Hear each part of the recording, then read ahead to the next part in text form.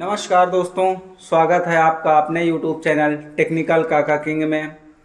जैसा कि आपने अभी तक एनिमेशन टाइप तक आपका कंप्लीट हो चुका है, अब आगे बढ़ते हैं। अब बढ़ेंगे स्लाइड शो में। फ़िलहाल दोस्तों इसमें बहुत ज़्यादा कुछ है नहीं, लेकिन इसमें है भी बहुत कुछ जो आप अगर ध्यान नहीं देते हैं तो इसमें आप आके काम कर सकते हैं।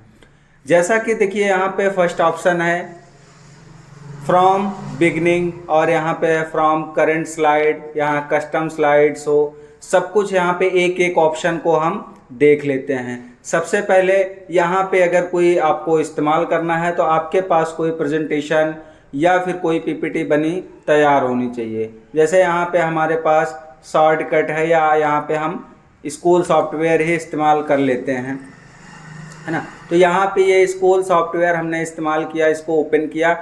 ओपन करने के बाद इसको जब भी फुल स्क्रीन में दिखाना होता है तो हम क्या बताते हैं, जब भी हमें इसको फुल स्क्रीन में दिखाना होता है तो हम बोलते हैं F5 कीजिए। अगर आपको F5 नहीं याद रहता है तब आप यहाँ पे स्लाइड शो में जाइए और फर्स्ट ऑप्शन आपको मिल जाएगा फ्रॉम बिगनिंग। तो जैसे यहाँ पे क्लिक करेंगे तो सीधा यहाँ पे ये आपका एनिमेशन जो भी रहेगा, पीपीटी जो भी प्रेजेंटेशन रहेगा वो फुल स्क्रीन पर आ जाएगा। उसके बाद यहाँ से आप इंटर करके आप आगे बढ़ सकते हैं, या तो आप नेक्स्ट करके आगे बढ़ सकते हैं। इस प्रकार से आप अपना एक ऑप्शन का इस्तेमाल कर सकते हैं। नेक्स्ट ऑप्शन है फ्रॉम करंट स्लाइड। मान लीजिए आप अभी फ़िलहाल स्लाइड नंबर 3 पे हैं, अब यहीं से आपको शुरू करना है, फर्स्ट सेकंड को नहीं शुरू करना है। तो आप यहाँ 3rd नंबर से अगर शुरुआत करना है तो आप तुरंत यहाँ पे चाहे तो आप शिफ्ट F5 प्रेस कर दीजिए, या फिर आप यहीं पे डायरेक्ट प्रेस करके आप डायरेक्ट अपना कंटिन्यू स्लाइड को शो कर सकते हैं और उसके बारे में आसानी से एक्सप्लेन कर सकते हैं। तो जैसा कि ये खुल के आ गया, अब आप इसको आसानी से एक एक स्टेप के बारे में बता करके आप इसको समझा सकते हैं। तो इस प्रकार से हम जो है इन दोनों ऑप्शन का इस्तेमाल करेंगे। आगे बात करते हैं यहाँ पे कस्टम स्लाइड की। जैसे यहाँ पे कस्टम स्लाइड के बारे में बात करते हैं तो यहाँ पे कस्टम स्लाइड का काम क्या होता है। सबसे पहले यहाँ पे जैसे क्लिक किए, ये कस्टम शो ऑप्शन आ गया।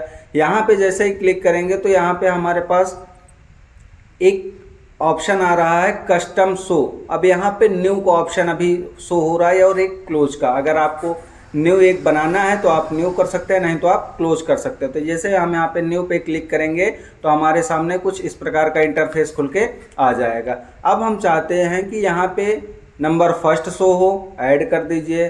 फिर नंबर 3 शो हो, ऐड कर दीजिए। नंबर 5 शो हो, ऐड कर दीजिए। इस प्रकार से हम 3 को ऐड किए और कर दिए ओके।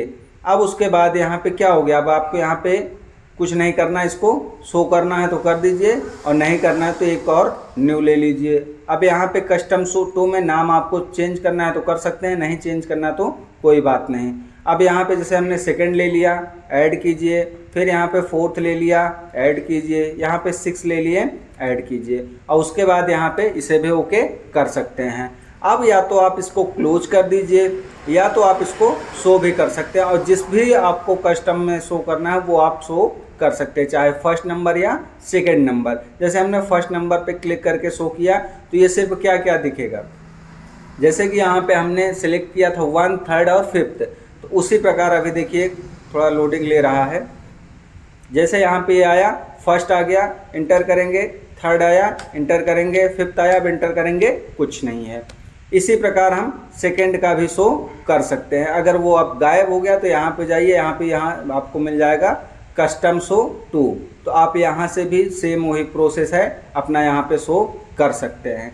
नेक्स्ट स्लाइड है आपके पास, नेक्स्ट ऑप्शन है setup slide show. Setup slide show में क्या क्या काम होते हैं वो समझ लीजिए। जैसे ही हम यहाँ पे सेटअप स्लाइड शो में क्लिक करेंगे तो इस प्रकार का इंटरफेस खुला।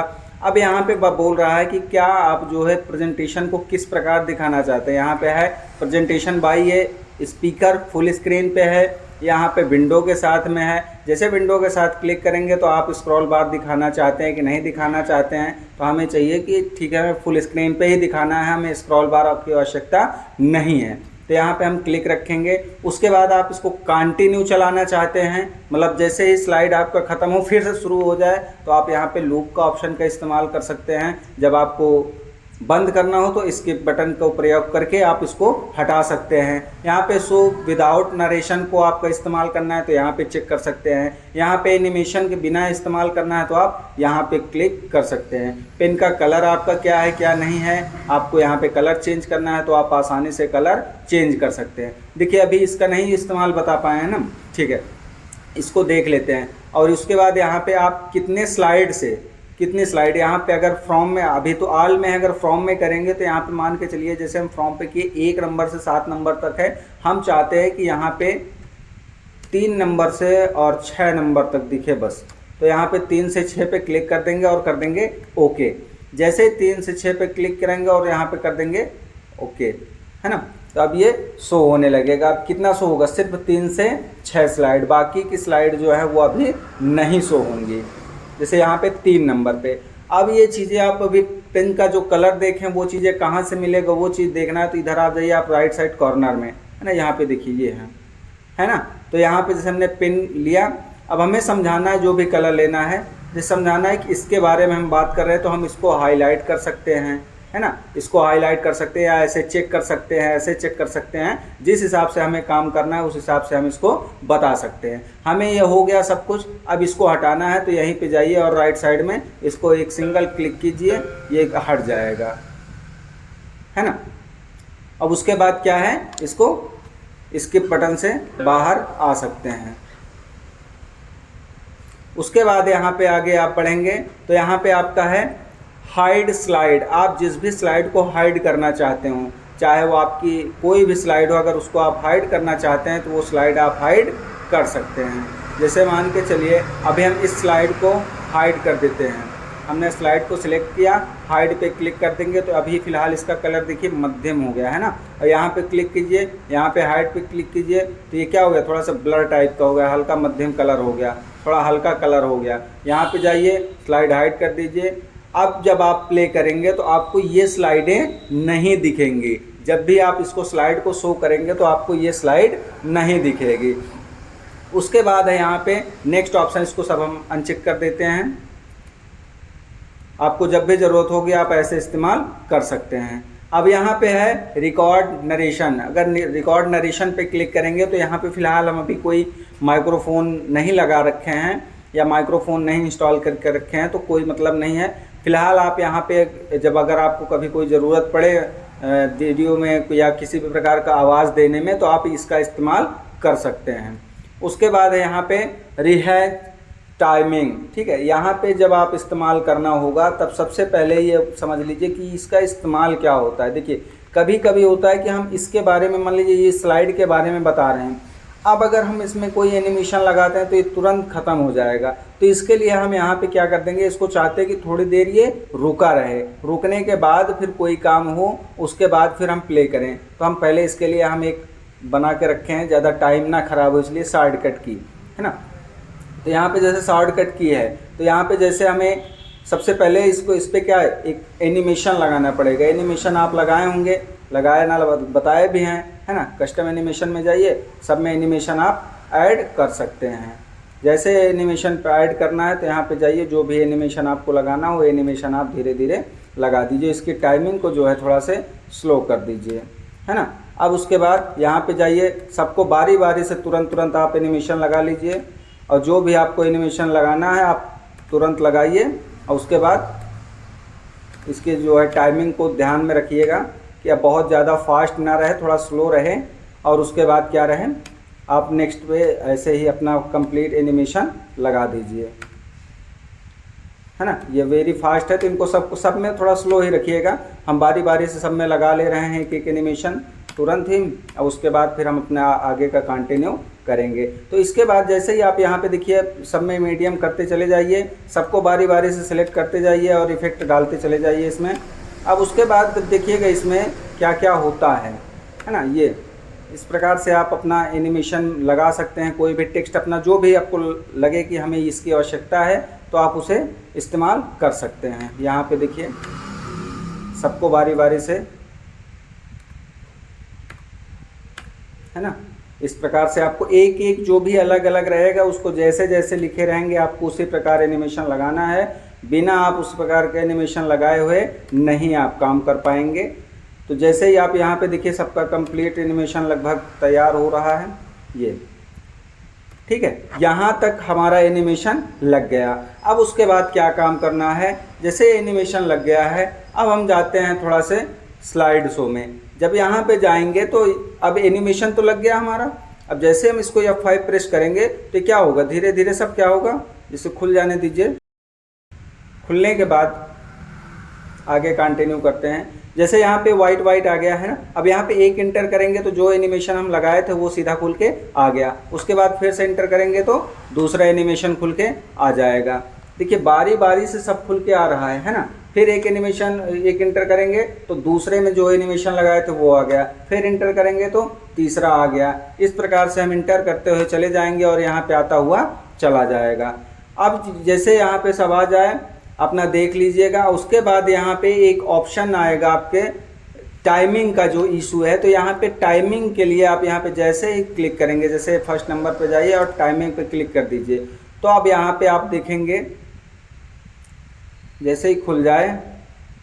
देखिए कभी कभी होता है पावर पॉइंट थोड़ा से इसमें एनिमेशन का काम होता है तो ज़्यादा, जैसे यहाँ पे खुल के आ गया। अब यहाँ पे दिखा रहा है कि ये कंप्लीट शुरू हो चुका है, इंटर कीजिए, अब आपका एनिमेशन शुरू हो गया।